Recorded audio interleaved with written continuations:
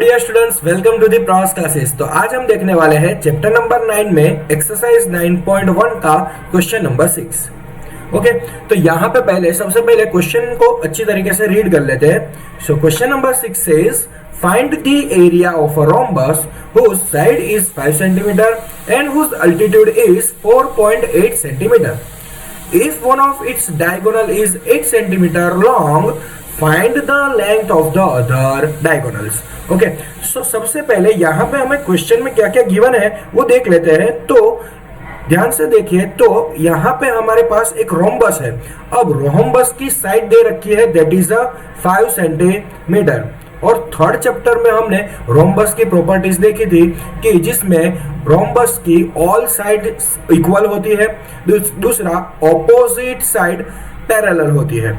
Okay, सो यहाँ पे sides तो सारी 5 सेंटीमीटर है और साथ में अल्टीट्यूड दिया है, जो कि आप यहाँ पे ऑरेंज कलर में जो दिया हुआ है दैट इज अ अल्टीट्यूड, और वो अल्टीट्यूड है 4.8 सेंटीमीटर। अब ये जो अल्टीट्यूड है वो उसी को हम हाइट कंसीडर करेंगे।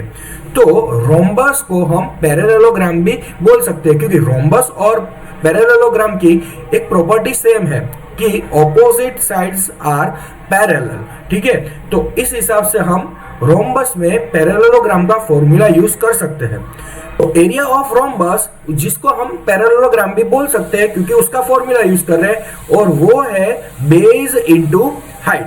ओके, तो बेस है यहाँ पे 5 सेंटीमीटर एंड हाइट है 4.8 सेंटीमीटर।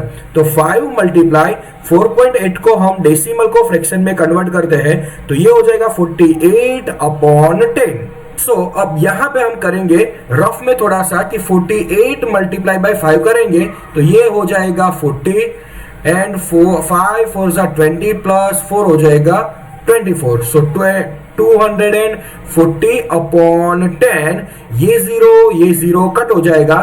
तो यहाँ पे रोम्बस का एरिया हमें मिल गया है 24 सेंटीमीटर स्क्वायर। अब हमने यहाँ पे एरिया तो फाइंड कर लिया, उसमें क्वेश्चन में एक और चीज उन्होंने जो हमें दे रखी है दैट इज अ डायगोनल, और वो एक डायगोनल का मेजरमेंट दिया है दैट इज अ 8 सेंटीमीटर, और दूसरे डायगोनल को हमें फाइंड करना है। ठीक है, तो जो इंफॉर्मेशन गिवन थी उसकी हेल्प से हमने एरिया इजीली फाइंड कर लिया। अब हम एरिया ऑफ रोम्बस का फॉर्मूला यूज करेंगे। तो एरिया ऑफ रोम्बस, जो कि हमने इंट्रोडक्शन वीडियो में भी पढ़ा था, और यहाँ पे भी स्टार्टिंग में आपको एक क्वेश्चन हुआ होगा कि सर एरिया ऑफ रोम्बस का फॉर्मूला तो 1/2 d1 d2 नहीं है। यस ऑफ कोर्स है बेटा, लेकिन यहाँ पे हमारे पास एक ही डायगोनल दिया है और दूसरा फाइंड करना है। ठीक है, तो उसके लिए या तो फिर हमारे पास एरिया होना जरूरी है। ठीक है, तो यहाँ पे एरिया हमने फाइंड कर लिया है that is a 24 centimetre. 1/2 d1 है हमारा यहाँ पे 8 सेंटीमीटर। ठीक है, एक डायगोनल का मेजरमेंट दिया हुआ है, d1 is 8 centimetre and d2 जो है वो हमें फाइंड करना है। 24 area of rhombus 1/2 d1 is 8 centimetre और d2 जो है हमें फाइंड करना है। ठीक है, तो यहां से ये कट हो जाएगा, ये हो जाएगा 2 4 8, तो ये हो जाएगा 24 is equal to 4 multiply d2। ये 4 और d2 मल्टीप्लीकेशन में है, 4 जो है इज इक्वल टू के सामने जाएगा तो हो जाएगा डिवाइड, तो ये हो जाएगा 24 divide by 4 is equal to d2।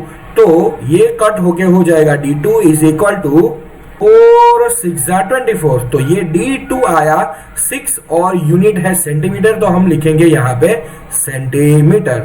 तो जो हमारे पास जो फिगर है रोम्बस का, उसका डायगोनल जो सेकेंड डायगोनल है वो कितना सेंटीमीटर होगा? 6 सेंटीमीटर।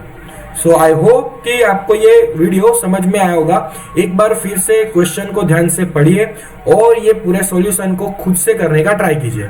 तो आपको ये वीडियो अच्छा लगा होगा। अगर ये वीडियो अच्छा लगा है तो इस चैनल को लाइक शेयर एंड सब्सक्राइब जरूर कर दीजिए, ताकि ऐसे ही वीडियोस मैं आपके सामने लाता रहूं। Thank you.